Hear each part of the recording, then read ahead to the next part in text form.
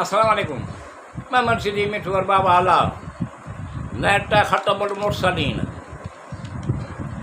अस्सलातु वस्सलाम अलैका या रसूलुल्लाह सल्लल्लाहु अलैहि वसल्लम। मुबारक आहे जो खतमुल मुरसलीन तशरीफ़ फरमा ॾियो। जनाब रहमतुल आलमीन सल्लल्लाहु अलैहि वसल्लम तशरीफ़ फरमा ॾियो। ऐं शहनशाह रहमतुल मदीना अस्सलातु वस्सलाम। ज़ीनत अर्शे मौला सलातो वसलाम। नूर पेशानीअ मां चमकियो घर रोशन थियो। नूर पेशानीअ मां चमकियो सॼो घर रोशन थियो। मुस्तफ़ा सल्लल्लाहु अलैहि वसल्लम दुनिया में आयो असलातो वसलाम। सभिनी फ़रिश्तनि ॿुधायो असलातो वसलाम। अहिड़ी तरह जलवा ॾेखारियो असलातो वसलाम। पैदा थियण साईं सजदो करे चयाईं रहमान जल जलालहू जल शानहुगे। पैदा थियण साईं सजदो करे चयाईं रहमान जल जलालहू जल शानहुगे। बख़्शो उम्मत खे खुदाया जल जलालहू जल शान वस्सलातो वस्सलाम। जनाब रहमतुल आलमीन मुबारक आहे जो खतमुल मुरसलीन सल्लल्लाहु अलैहि वसल्लम तशरीफ़ फरमा ॾियो। जनाब रहमतुल आलमीन सल्लल्लाहु अलैहि वसल्लम तशरीफ़ फरमा ॾियो। ऐं शहनशाह रहमतुल मदीना सलातो वसलाम। ज़ीनत अर्शे मौला सलातो वसलाम। जॾहिं थियो पैदा त मुश्क जी आई ख़ुशबू। नूरे आलम में समायो असलातो वसलाम। जॾहिं थियो पैदा त मुश्क जी आई ख़ुशबू।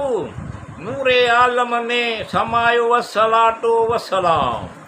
रोशनीअ उन जे खे ॾिसी बीबी आमिना अलैहिस्सलाम जे घर। रोशनी उन खे ॾिसी बीबी आमिना अलैहिस्सलाम जे घर। वाह वाह ते सभिनी चयो असलातो वसलाम।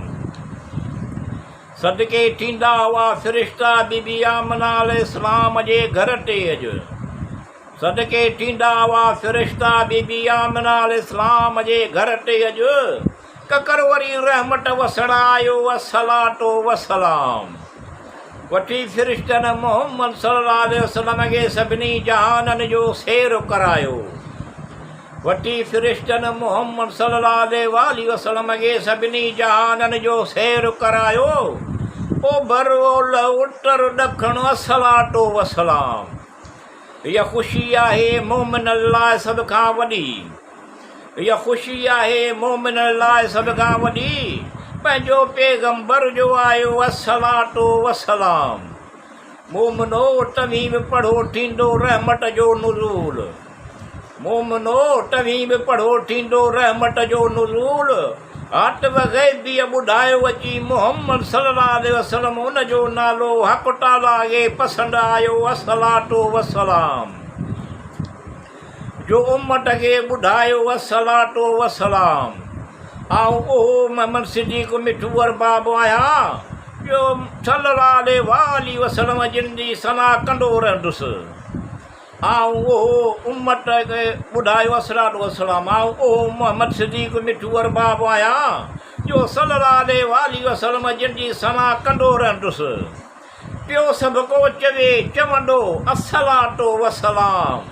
मुबारक आहे जो खतमुल मुरसलीन सल्लल्लाहु अलैहि वसल्लम तशरीफ़ फरमा ॾियो। जनाब रहमतुल आलमीन सल्लल्लाहु अलैहि वसल्लम तशरीफ़ फरमा ॾियो।